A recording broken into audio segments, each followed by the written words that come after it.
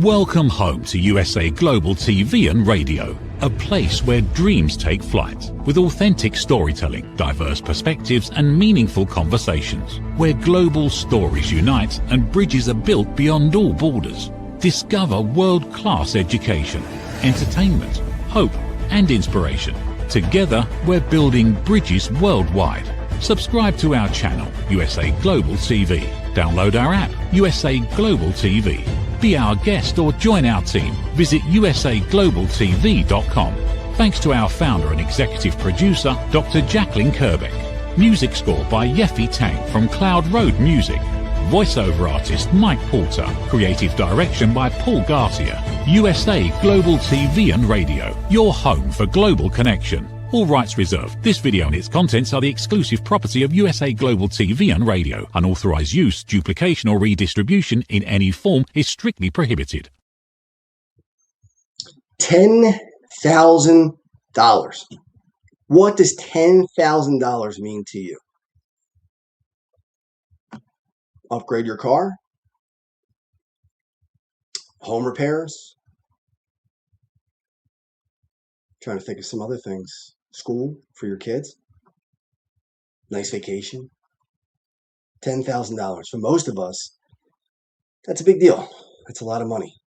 And for some people, that's the difference between being able to pay their mortgage, being able to pay their rent, being able to go to a doctor, being able to eat, all the things that are necessities in life. So we're going to talk about how I almost got scammed, and I never imagined that I would almost, not quite, but almost fall victim to a scam. And I could see how it happens to a lot of people. So I want to welcome everybody to You as a Whole, Body, Mind, and Soul. Justin Merigliani here on a Monday night. Great to have you. Hopefully people will join the chat. Let us know what your thoughts are. So this is about 2 weeks ago. And 2 weeks ago, I was in the middle of a lot of things. I had my wisdom tooth pulled out, a lot of pain, and it was just the stitches in, and it was just not feeling good. And I had swollen glands. I had a sinus infection, and a lot of stuff going on at the same time. I had work things to get done. I had things to get done, post divorce and post selling the house to try to get my life back under control. And I got a phone call from a private line, and I don't pick up calls unless I know who it is. But when it's a private line, I'm always worried that it's a hospital saying somebody's been hurt, somebody's sick. And I just don't want to take the chance. So I did pick it up. And the person on the other line told me that I was in contempt of court because I missed jury duty. I didn't show up for grand jury duty. And I said, well, when was the letter sent? See, I hadn't heard about this scam yet. I heard about it later. For some way, somehow, I didn't know about it for the news. And my thoughts were, well, it's probably either a scam or because I was in transition from one house to another, maybe it got lost in the mail. Maybe in the transfer. So when mail would go to the home that my ex-wife and my kids were in, they would take the mail to me when it would come in for me. And the kids would just say, here, Dad, here's your mail. And I asked him, I said, well, when did this letter come in? And he said it was signed for. Now I'm thinking, did my ex-wife sign? And did it get lost? No, I wasn't thinking that anybody was doing this with malintent. I just figured, could it gotten lost in a car? Could it all the things? So if that had not happened, if I had been living in the same house for a long time, I would have known that it was a scam right off the bat. But that gave me just a little bit of pause to say, I wonder if it really is true. So I said to the quote officer, the fake sheriff, I said, how do I know this is not a scam? That was the first thing I said. I said, how do I know this is real or not? And he gave me a callback number, which checked out. Okay. And the whole deal was, he said, you can't hang up the phone. If you hang up the phone, you waive your right to I don't remember what it was called, but it waived my right to be able to not be in contempt of court, whatever it was. So I had to stay on the phone with him, and wasn't sure what to do. And I should have known better because he was stuttering, and I was thinking this doesn't sound like a police officer. But all my good instincts, I kept fighting. I kept saying, no, no, maybe this is real. Maybe this is real. Every time I thought, this is a scam. And I got into the car, and he handed me off to another quote officer, and they said, well, you got to drive over here to New Jersey, and I was in Pennsylvania where I'm living staying at the moment. And I had to get there, and I said, okay, and I had to pay for this, whatever it was, to get out of trouble. And I went to the bank like a dope and took out $10,000. And I had the money in several envelopes, scared to death that, if I drop one or somebody tried to rob me, I can't hold on to all those envelopes. Somebody might walk away with thousands of dollars. And I got in the car, and he asked me to read something. So I read it, and I'm thinking to myself, okay, why am I reading this? He's probably recording my voice. Again, I overrode my own instincts. I said, well, maybe this is true. And then what stopped me was when he said, take the money and turn it into Bitcoin. Immediately, I knew that was a scam. As soon as he said Bitcoin, I was out. I knew it wasn't true. So while I was talking to him, I took a screenshot of these amazing, and I wanted to show them today. I'll try it now and see if I can share my screen. I couldn't earlier, but I'll try it because I wanted to show everyone what these.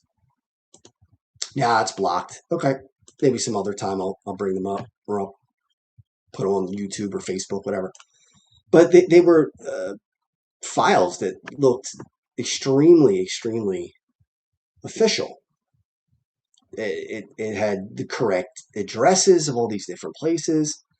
It had pictures of the police station, which I know the police station. I've been in it before due to a car accident.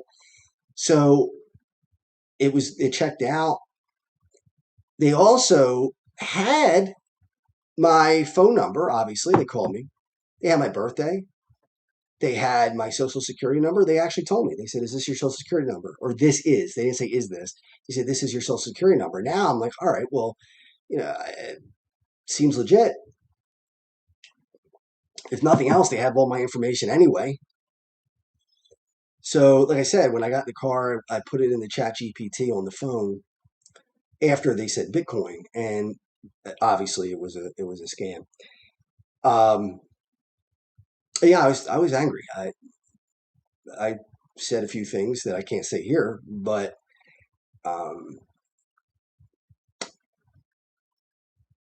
I was embarrassed, and as I'm telling you this, I'm embarrassed because I'm a kid who grew up in South Philadelphia on the street. I wasn't,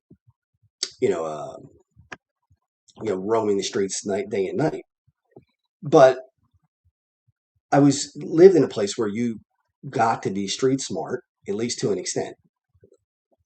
I know all the tricks, hold the keys between your knuckles, use windows as mirrors to know who's coming up behind you, don't be on your phone, always keep people in your peripheral vision, don't make eye contact, all the things that you learn when you grow up in the city.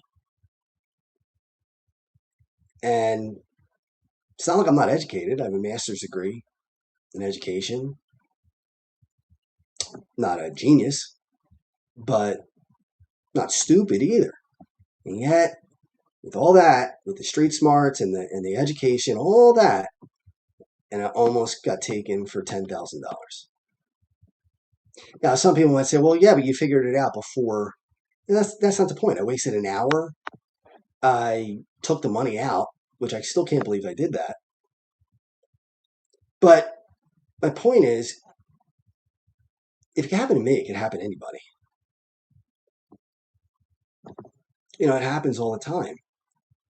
And it usually happens when, I'm going to do a show on this later. I'm learning so much about the central nervous system, how it works, and how sometimes it doesn't work. And once that central nervous system gets fried, once it's overloaded, you'll start making bad decisions. And mine was overloaded. I had the tooth issue, I had work issues, I had domestic issues, um, sinus infection. I was taking the antibiotics, and it was just one thing after another. And I just got weak and almost made a grave mistake. Now, if I lost $10,000, that would have, it would be very painful. It would be really, really a tough hit, especially trying to get back on my feet again with business and everything else since I was in the hospital and the divorce and all the other stuff that went on. And it knocks you back a little bit. So now that I'm moving in the right direction, a $10,000 hit would have been pretty tough. I don't know if I would get over it right away. It would take a while for me to rationalize, especially if I did it to myself by doing something foolish. But then I started to think about, would I survive if I lost $10,000? Of course, I would survive. I would go on. Like I said, I'd be angry at myself, angry at these horrible, horrible people who do this stuff. But at the end of the day, I'd be all right. Make the money back, no big deal. A year from now, just be a distant memory. But what if it's an older person who's on a fixed income and their rent or their mortgage is, I don't know, let's say it's low, 1,200 a month, whatever it is. So if you take $10,000 out of their account, that's almost, not quite a year of 9 months, maybe 10 months, about 10 months worth, or 9 months, whatever. Can't do all the math in my head. 9 or 10 months worth of rent. So pretty much most of the year you've taken away their rent. Or if they have a mortgage. And again, going on the low side, let's say it's 1,200. That's a pretty low mortgage today. Well, again, subtract $10,000 from that person, and they might not be able to keep that house. They might not be able to stay in that apartment. Or even if they can, how are they going to make up the 10,000? What are they going to do? Are they going to not eat for a month or 2 or 3? They're going to go without medication for a month or 2 or 3? What's going to happen? I don't know, and I say this all the time. This show's not about answers; it's about questions. I don't know what can be done to stop this. I don't. I wish I did. If I had a way to stop it, then people would be a lot safer, and I would be a lot richer. And there are some. I froze my credit so nobody could open up a credit card in my name and my social security number. I'm getting an app for a yearly subscription to scour the dark web and try to get my name off of the dark web. But here's the thing that I knew that a lot of people had their social security number compromised. I knew that was true without even looking, but I did the research. 80% of us, 80% of us have our social security number compromised, meaning somebody's got it and it's not you. And I didn't do the deep dive to figure out the 20%, are they mostly children who don't have credit, who don't own a car, don't own a house, so they don't have much of a record of their lives other than the social security number. So out of that 20%, I mean, how many are kids? Is it almost all of them? Or is it, whatever? Now, even if you're homeless, at one time you probably had a home, at one time you might have had a car. Your social security number's out there. And I don't know much about the dark web. I have friends who do. It's just not my area of expertise, and it's not something that I have time to learn. It's interesting, but not enough to take away business time or family time or anything like that. Excuse me. But I don't know, can somebody come up with a way that we could stop this? I mean, I called the FBI, told them about it, called the police, told them about it. What can they do? Can't hunt these people down that I know of. They probably have burner phones and everything else.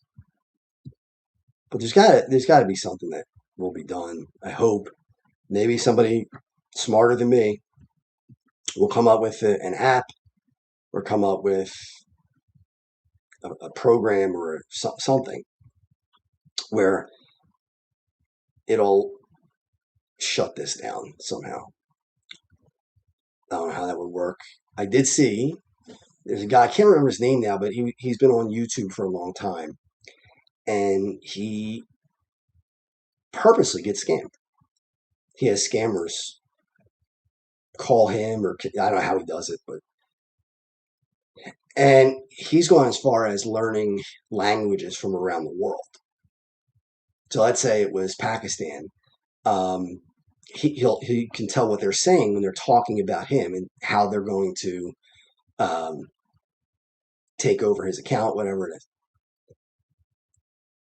And he just sits there, and while they're trying to scam him, he lets them go get onto his computer. And he goes into their computer and they don't know it, and he wipes out all their accounts, all of the files that they painstakingly got from uh, scamming people and also purchasing them on the dark web. And he wipes out thousands and thousands and thousands of files. And I mean, they go ballistic. They're screaming and yelling, and um, I think it's great. I think it's great. I think we need more people to do that. The problem is how difficult it is to get to that level of skill. To be able to do that is not that easy. You can't say, well, I'm going to learn that in 5 days. It doesn't work that way. You have to really be good at coding and cybersecurity, all the things that will allow you to do that. Um, I think it goes again, and look, I make my money teaching computer programs. I make my money working with AI. I'm not trying to be a huckster, but you got to learn AI. You have to, because if I didn't learn AI, I might not have even thought to put the screenshots that I can't show you today. Would not have even thought to put them in ChatGPT and ask, is this legitimate or is this a scam? Now, granted, Bitcoin would have clinched it for me. When he said Bitcoin, I was done. I knew that there's no way that a police station would ask for Bitcoin. And also drop it off at a kiosk. As soon as I heard that, I'm like, all right, this is garbage.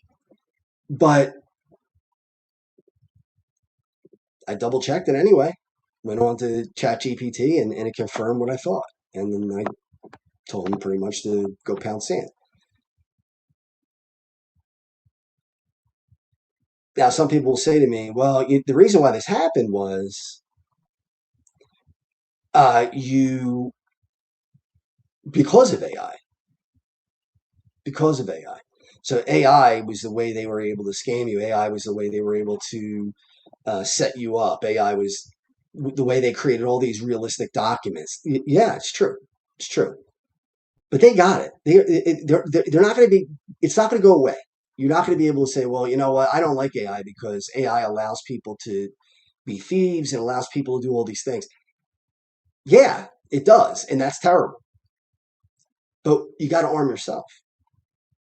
Why would you want them to have all the power and you not have that power? So, again, you have to take the things you don't like about any technology whatever it is. Today it's artificial intelligence, and it's mind-blowing what's changing. And yeah, people are going to abuse it. There's no doubt about it. But you have opportunity to combat that by making yourself knowledgeable with AI. You'll be able to put these documents into whatever you use, Claude or ChatGPT, whatever it is, and you can see what you think. And older people, it's probably even more important. It's getting harder to decide what's real and what's not. It really is, and I'm saying that as somebody who knows AI pretty well. I'm now getting into machine learning, which is a whole nother thing. But every once in a while, I see something I have no idea if it's real or not. I have to look it up in other places. All right, so I hope somebody will chat in and let us know what your thoughts are, what you think can be done, and if you've ever been in this position before. Hopefully not. And we'll continue on after this. What if many of the problems we associate with aging are not random? What if there are identifiable causes behind declining energy, chronic disease, and memory problems? We have been told that aging is simply something we must accept, that slowing down is normal, that growing older means growing weaker. But what if that's only part of the story? Why do some people remain active and engaged well into their later years? Why do others struggle with disease, fatigue, and declining health? What is happening beneath the surface? What processes drive aging? In Aging Sucks, researcher, educator, and author Red O'Loughlin explores what researchers have discovered about why we grow older. No medical degree required, no confusing jargon, just clear explanations of what researchers have discovered about the processes that influence aging. You cannot stop aging, but understanding its causes may help you make better decisions about your health, your future, and your quality of life. Because understanding comes before action. Action creates hope. Aging sucks. End the guesswork. There is hope. Welcome back. So great book, by the way. Aging does suck. In fact, I have another pair of glasses that I wear. These are my readers. These are for distance. Yeah, it's not the greatest thing in the world, but you got to fight it as much as possible. And Red's book will help you not only accept age, but also turn back the hands of time a little bit. You can't do it completely, but in some ways. But I was thinking on the break about what should be the punishment for this. I don't know. If somebody's caught and can be tried for it, what should the punishment be? Should it be commiserate with whatever damage they've done? In other words, if an elderly person or couple loses their home because of it, should that be one punishment? If somebody like me lost $10,000 where it's painful, but it's not life-altering, what's the punishment in that case? What if it's somebody who's a billionaire? Not much damage done there, but still theft. Still taking money from somebody who, and it's not yours. What should the punishment be? And how would you even enforce it? I have no idea. And it's not just, I said earlier about the guy who scams scammers. And most of those scams that he has are in other countries. But there's some right here in the U.S. In fact, the people that I talked to on the phone didn't have any accent at all. They sounded just like anybody else. No accent. Sound like, in fact, if any accent, they sounded like they had a Northeast accent, like I do. Philadelphia, New York, Boston. Well, Boston's a little different. They have a heavier accent, but they weren't foreign. or the stereotypical scammer that we think of. The ones that this guy, I wish I could remember his name. One day I'll remember it and I'll mention it. Just amazing to watch him do that. It's fun. It really is fun to see them get a taste of what it's like. The hours and hours that they put in to do that, and he goes in and just wipes out their files in 30 seconds. And they're devastated. To me, that's extremely satisfying to see that. I've watched many of his videos, and I every time I'm thrilled that he does it. Part of me wishes that I had the time and the patience and the aptitude to do the same thing, because I would take so much pleasure in doing that. I really would. And maybe there's a little bit of a not because of this situation, because I didn't get burned. I almost got burned, almost got scammed. But for everybody who's gotten scammed, and for everybody who has been hurt by this kind of thing, you could call it whatever you want. You could call it revenge. That's fine. So be it. Yeah, I would like to get revenge. I think that's, in this case, legitimate. That's justice in this case. Now, I thought when I went and looked everything over, I talked to the people at the bank and talked to them about what would have happened if I had given out the $10,000. And they said, well, it would just be gone. There's nothing you could do. If it was on a credit card or something like that, then yeah, you could stop it. But if it's cash that you took out of the bank, now if they got into my bank account, that's a different story. Then yeah, I would be protected. But if I took out the cash and gave it to them, that's it. It's gone. So when I called the police station, they said, you're about the 10th person to call us this week. And she said, unfortunately, 7 of them or so, 6, 7, 8, whatever it was, they were scammed, and they did pay the money, and they were out at whatever, 10,000, 5,000, whatever it was. And she said that what's sad is that that's it. There's no recourse. There's no way to get that money back. So then I started thinking, is there a way that a fund could be set up for people who are in that position, for people who were scammed? And I'm not talking about people like for me, if I got scammed, I'm not in a position where I would need to be bailed out.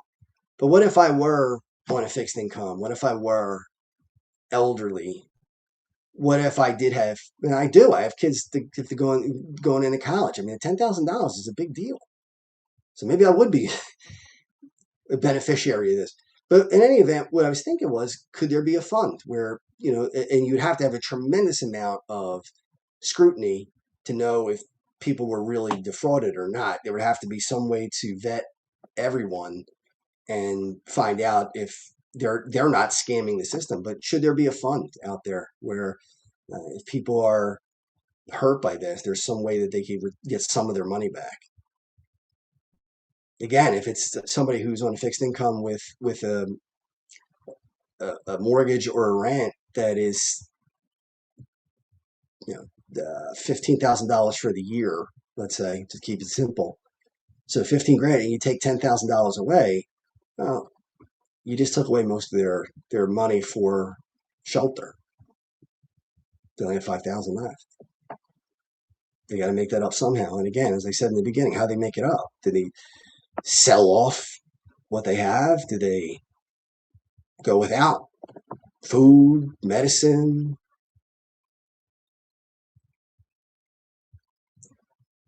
I don't know.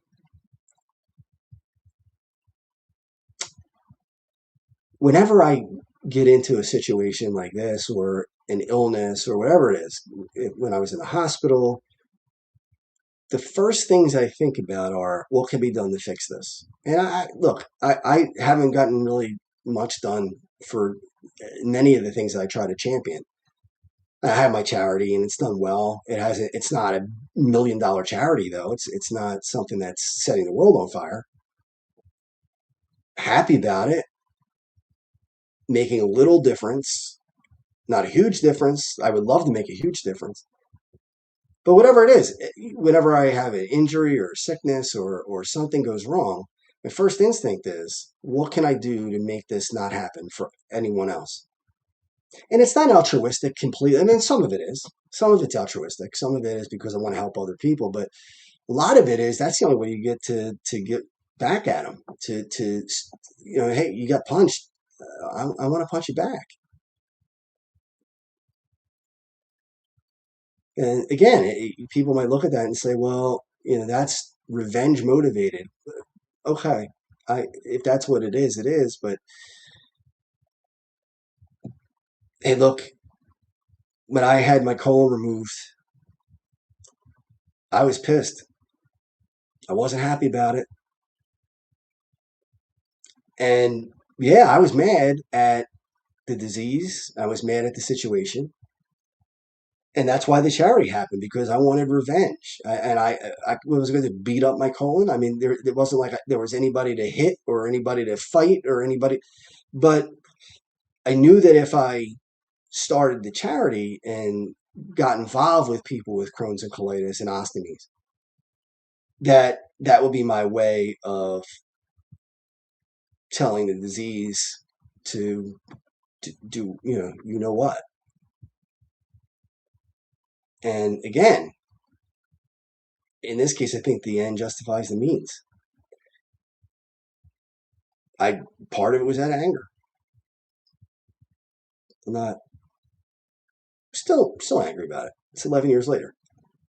I mean, I'm not devastated by it. I don't think about it every day. But right now, as I think about it, it's like, why did that have to happen? Why, out of all the people in the world, not that anybody else deserves it, I'm not saying that, but how was it me? Like, how did that possibly be my reality?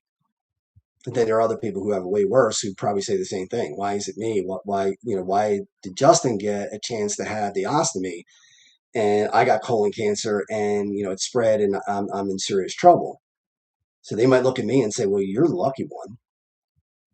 I might look at somebody who's got a healthy colon and doing great and say, well, you're lucky. But the point is, I get frustrated when I don't have a way to make something better out of something bad. And this is just another one of those cases. And I didn't lose any money. I didn't lose a cent. All I lost was about an hour of time. Not that that's a big deal, but it makes me angry when I sit and think about all the people that I mentioned who need that money. And let's face it, anybody watching this, unless you are very well off, $10,000 really does make a difference. It may not be life changing, but it's certainly big enough that it's the difference between going on vacation this year and not, or paying a hefty part of tuition for your kids or not, home repairs, car, whatever it is. I mean, these things aren't cheap. And people are paying $300 a month in groceries right now, depending on what you buy, depending on how many people you have to feed. But $300 a month, that's a lot of money. Is that $3,600 a year? You just knocked out $10,000. That's what, almost 3 years worth of, a little less than 3 years worth of groceries. That's a hit. That's a hit. So I don't know. I mean, maybe people watching this can come up with something and figure out a way. I can't champion every cause. I mean, I want, that's my instinct is when there's something that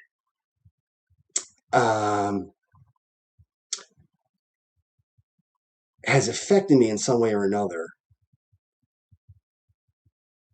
I want to do something about it. And over the last year or so, I've really done a better job of realizing that I can't do everything. I can't champion every cause. I can't set up a charity for everything. But maybe somebody can. Maybe somebody can do something about this. Maybe they're, like I said, I have an idea of a fund. It would be a lot of work. It would take a lot of vetting. It would take a tremendous amount of people power and computing power and knowledge. But is it possible? And we raise money for so many other things that are really worthwhile. Cancer, muscular dystrophy, my charity for Crohn's, colitis, and ostomy patients, people who are victims of domestic violence, all these different things. And they're, like I said, they're all worthwhile causes. I'm not saying take money away from these places or these causes, but is this another one that we could do? You know, I've been very open about mental illness and my struggles with it for a lifetime. And yeah, I mean, I want to help people with mental illness too. I want to. I've been affected by it. I want to be able to help people get through it. It takes money to do these things. It's not like it's one of the most frustrating things is that even when you want to do something really, really that means a lot to you, that's something you dream about, something that you think about all the time, and knowing that a lot of it will never get done because there's just not the funds to do it. I don't know about anybody else, but I feel like a gerbil on a treadmill because you're on a wheel because you're running and running and running and running and running. You're not getting anywhere. I've always said that I wish, I even pray for this, that someday I have a ton of money. Yes, I will enjoy it. Yes, I will buy a house where I want to buy a house. Yes, I will get the car that I want. All those things. I'll enjoy it. I'll make sure my kids are set, rest of my family set. But man, there would be so many things that I would do with that money that I hope would make a difference, that my charity would be a lot stronger if there was cash in it, if there was more money in it, if I was able to pump tons of money into it. You know, people who struggle with mental illness, you know, different things to help them. You know, I saw people when I was in the hospital who, when they got out of the hospital, had no job to go to. You know, here's somebody who's struggling with depression, anxiety, whatever it is, and they're being treated for it. But once they're treated for it, they don't have a job to go to.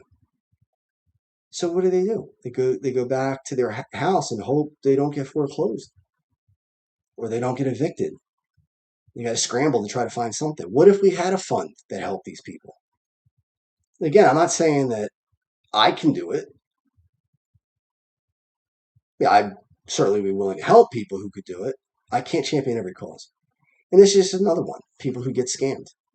People who, I can't imagine what it would be like to look at my kids and say, I can't feed you because some moron scammed me and took the money that I need to feed you. I mean, how does that, it's repulsive. So, two things. One, I wish I could show you the file so you could see what they look like to avoid that type of thing.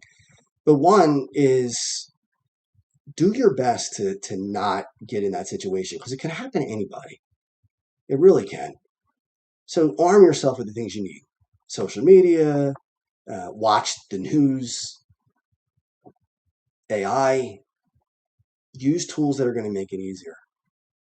And then number two, what can be done for people who are in a position where this has damaged them beyond repair or to the point where they have to make some really, really tough decisions. Like, will I eat tonight or will I not eat tonight? So be careful, be aware. I know it's frustrating. I'm frustrated. They didn't get the money. And maybe the good thing about it is this show tonight, that I'm able to share this with you and save somebody else from possibly making a mistake that could be really costly. Thank you, everyone, for joining us here on You as a Whole, Body, Mind, and Soul. This is USA Global TV and Radio, and join us for all kinds of different programming.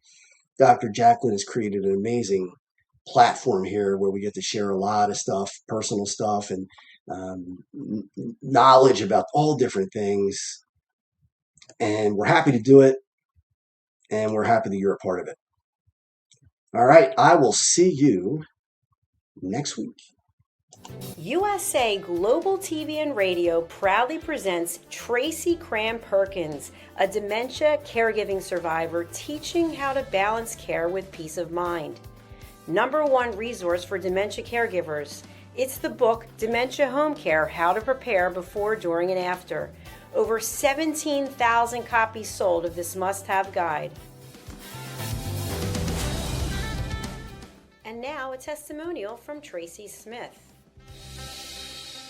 If I was to describe this book to someone who is going through a similar situation, I would underscore how important it is to have some sort of a tool or a guidebook to help you through certain stages. And there's so many, it's such an unknown topic to the average person. And to have this as a reference is essential. It's going to help you get through it personally, as well as help your loved one manage. To learn more, go to TracyCramPerkins.com. Tracy Cram-Perkins is an award-winning author. She's also the host of Dementia Home Care television show. Watch it here on USA Global TV and Radio. My Tummy Hurts by Dr. Jacqueline Kerbeck. Meet Jackie. She loves recess, running with friends, and laughing on the playground. At school, Jackie tries to play like she always does, but suddenly the pain comes back. Lately, something feels different and her tummy hurts, sometimes a little and sometimes a lot. With the help of a caring teacher, a nurse, her mom, and a kind doctor, Jackie begins to understand what her body is trying to tell her. Sometimes tummy pain is more than a simple bellyache. Some children live with conditions like ulcerative colitis or Crohn's disease. Jackie listens to her body. She asks for help. She knows she's not alone. And Jackie finds her way back to running, laughing, and being herself. My Tummy Hurts, a kid's guide to bellyaches and bathroom troubles by Dr. Jacqueline Kerbeck, available on Amazon and in fine bookstores around the world. Thank you, viewers and listeners of US.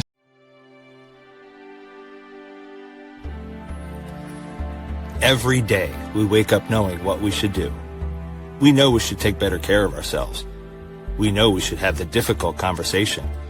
We know we should stop making excuses. We know we should invest in our future. We also know we should take the first step. So why don't we? It's not because we aren't smart enough. It's not because we don't have enough information. And it's certainly not because we don't care. We live in a world overflowing with knowledge. Books, podcasts, videos, courses, experts, even artificial intelligence. We have more access to information than any generation before us. Yet so many of us are still waiting for the right time, waiting to feel ready, waiting until tomorrow. But tomorrow becomes next week becomes next year, and before you know it, another opportunity has passed us by. The truth is, knowing has never been the finish line. It's only the starting line. Our lives don't change because we know more. Our businesses don't grow because we know more. Our relationships don't improve because we know more. And our health doesn't transform because we know more. Everything changes when we act.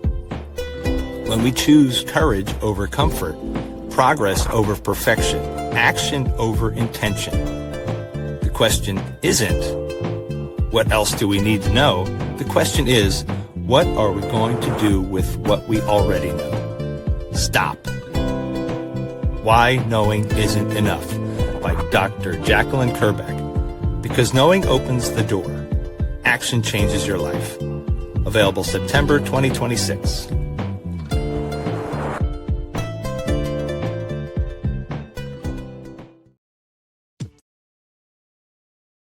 Thank you, viewers and listeners of USA Global TV and Radio, for joining us today. We're honoured to have your time and attention as part of our global community.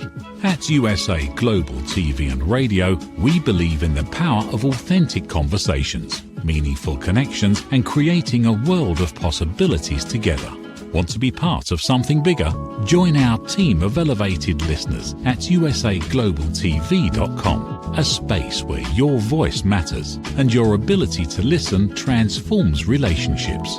Stay connected with us across all our platforms for thought-provoking discussions, expert insights, and empowering stories. Subscribe to our channels at youtube.com/c/USAGlobalTV. Follow us on social media and explore the endless opportunities we're creating for growth, learning, and inspiration. Together, we're not just broadcasting, we're building bridges and changing lives one conversation at a time. For inquiries, contact us at info@usaglobaltv.com. Produced by Executive Producer and Director Dr. Jacqueline Kerbeck. Voiceover by Mike Porter. Creative direction by Paul Garcia. All rights reserved. Visit usaglobaltv.com to view our full terms and conditions.